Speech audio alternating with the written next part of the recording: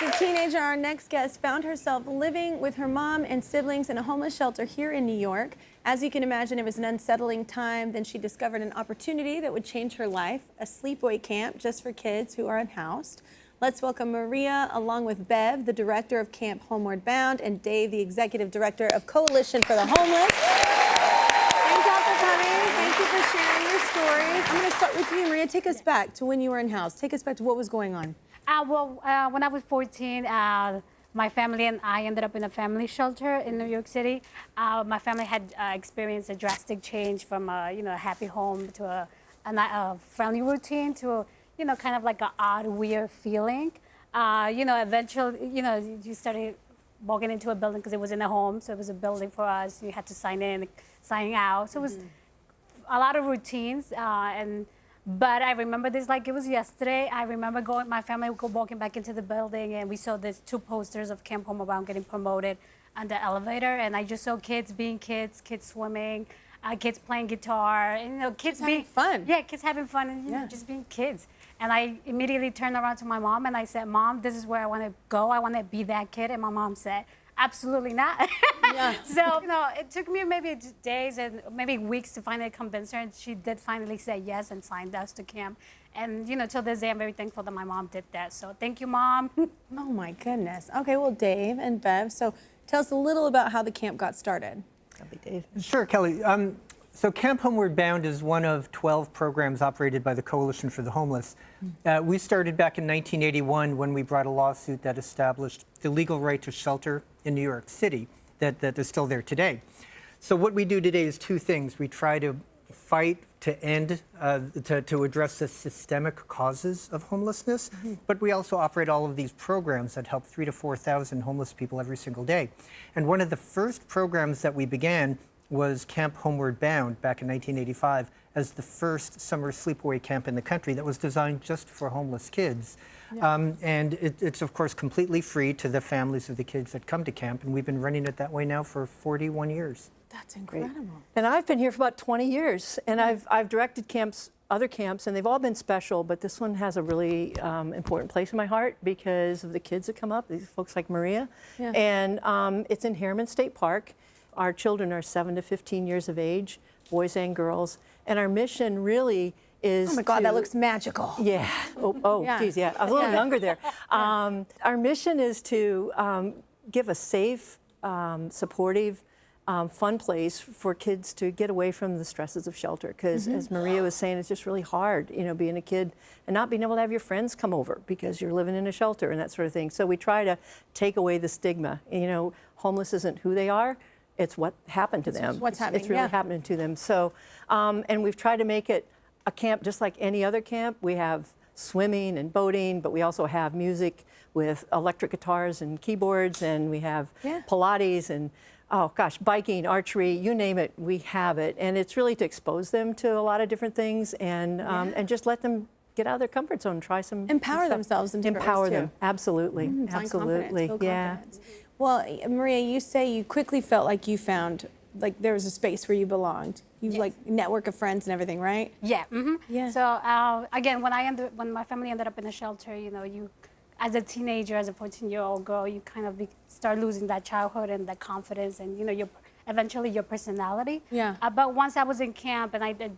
I did all the other activities like biking, swimming. I wasn't a strong swimmer or had never ride a bike. Yeah. And I learned all those stuff up at camp, and especially during our dance classes, our dance teacher and all the counselors around us, kind of persuade us to, express ourselves with the dance moves. Yeah. Even if it was silly and we were like, oh, I don't know what that works. I love dance. But, yeah. But our counselors were like, no, do it. And I think because of them, it kind of built my self-esteem and my character, and it also helped me and my confidence, and it also helped me become the person that I am now because of those activities and the staff members that were there to support me. So, and I can name a lot of staff members that were helping me, like Kirsty. Yeah.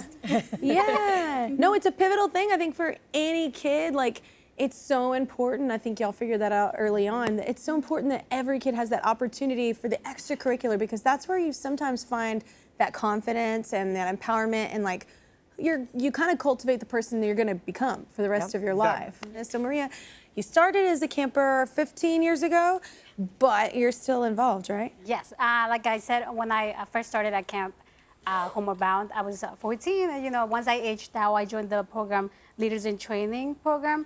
And, you know, that program kind of builds your confidence and shows you skills that I was able to use in the outside world. And through time, I was able to work into more of a leadership roles.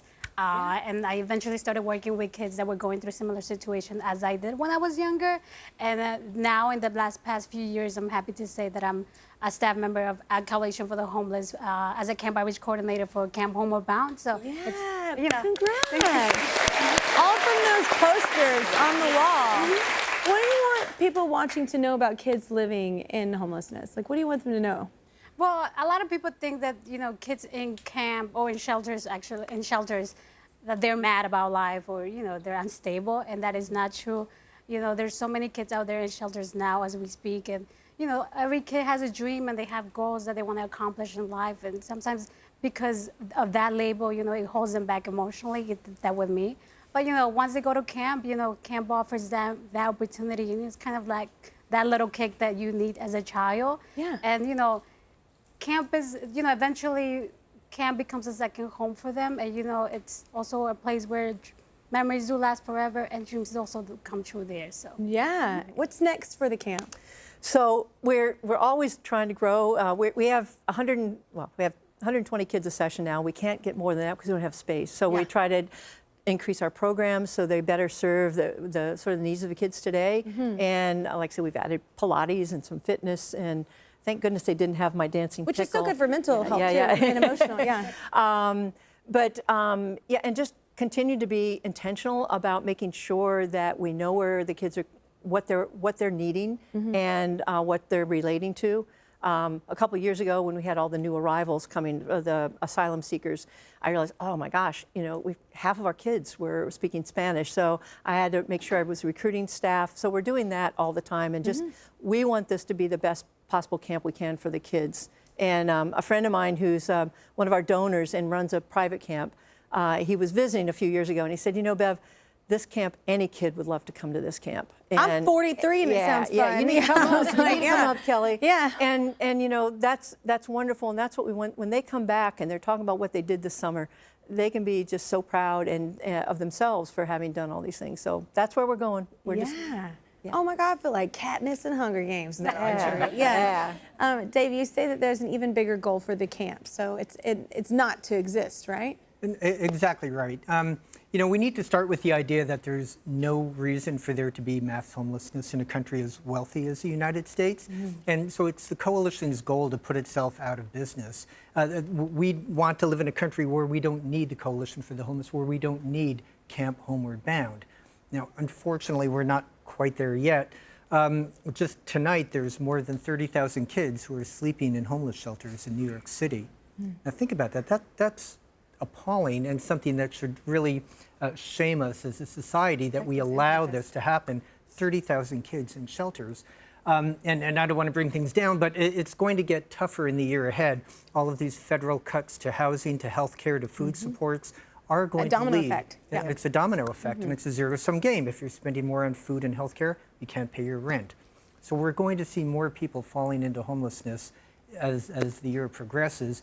So we really need help to continue doing what we're doing. You know, programs like Camp Homeward Bound really function because of the generosity of the public that keep us going. Well, that's a great segue, my man, because our friends at Liquid IV, a functional hydration brand, support Camp Homeward Bound's mission to empower kids to build confidence and joy through active play and movement. They're going to donate $5,000 just to pitch in and help out. And I love what you're doing. It's like you said, how can you not hear and not be impacted by it? So I'm going to donate $5,000 too, just to help out. It's really incredible what you're doing. I love it.